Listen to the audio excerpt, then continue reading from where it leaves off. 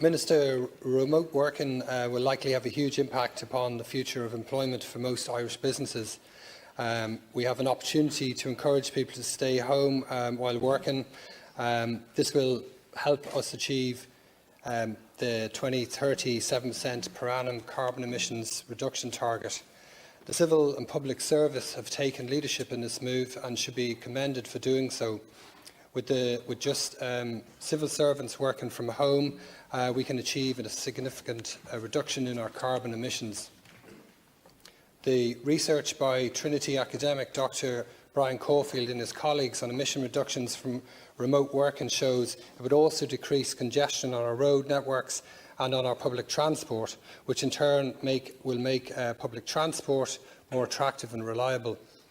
However, Force have stated that the Government needs to deliver greater support for those who work from home. Health and safety concerns need to be taken into account in many areas. So, Minister, could you outline what actions local government is undertaking or will undertake to ensure that remote working will be an option for many civil and public servants as possible? And can the Minister confirm what their new working environments, how they will meet the necessary health and safety regulations, especially with regard to work-life balance and mental health?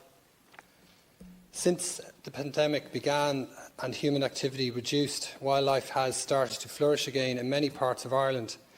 Yet there are plenty of issues that wildlife still faces.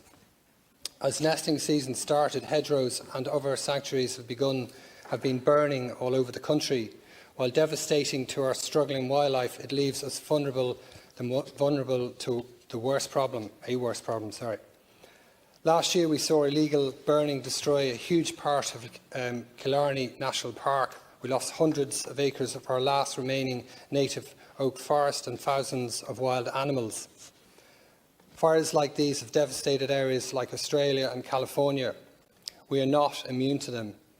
We need to ensure that as our climate changes, we are ready for increased demands on our water supply. Drought hit farmers in 2018 and currently we have minimal rainfall over the past 2 months.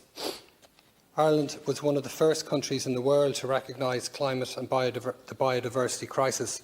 However, we need action, not words. We have already started to create local, community-led projects that encourage biodiversity. However, too often grass and hedgerows are cut short as they are starting to improve things for our wildlife and our pollinators. So can the Minister outline what resources are needed by local authorities to ensure that the continued destruction of our hedgerows will cease and that our local community-focused rewilding efforts will be sufficiently monitored, maintained and protected? And can the Minister outline what measures are being taken to reduce the risk of drought in Ireland and ensure there are no water shortages for our homes and farms in the coming months? Thanks, Minister. During this crisis, I have taught my children how to cycle on roads, and I have happily witnessed other families doing the same. However, the cars are coming back. Has the Department considered extensive rollout of temporary cycling infrastructure akin to other countries and cities like Milan? And will this infrastructure be made permanent post-COVID to allow children to cycle to school? This Friday is the deadline for submissions to the Urban Regeneration Development Fund. This fund is vital to ensure that enough new houses will be constructed in the state.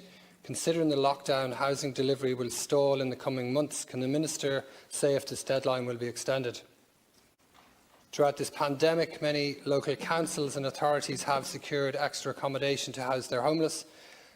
We need to ensure that the accommodation that has been secured will remain with the local authorities as long as they are necessary. Can the Minister outline what measures are being taken to permanently secure those Airbnb short-term lettings that are currently being used to accommodate homeless people? With the lack of almost all commercial activity over the past few months, many businesses have been unable to pay business rates and many commercial tenants unable to pay their rents.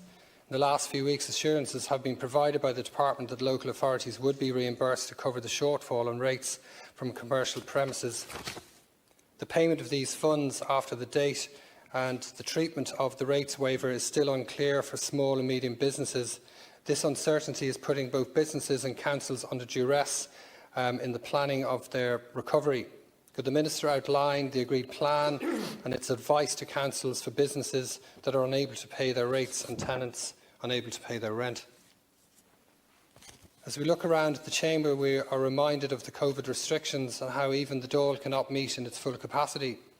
This is also the case in many of our regional council chambers. We need to ensure legislation is altered to allow council meetings to be held virtually. Can the Minister outline what provisions have been made to our local government officials to ensure that they are able to carry out their roles in light of the COVID-19 restrictions?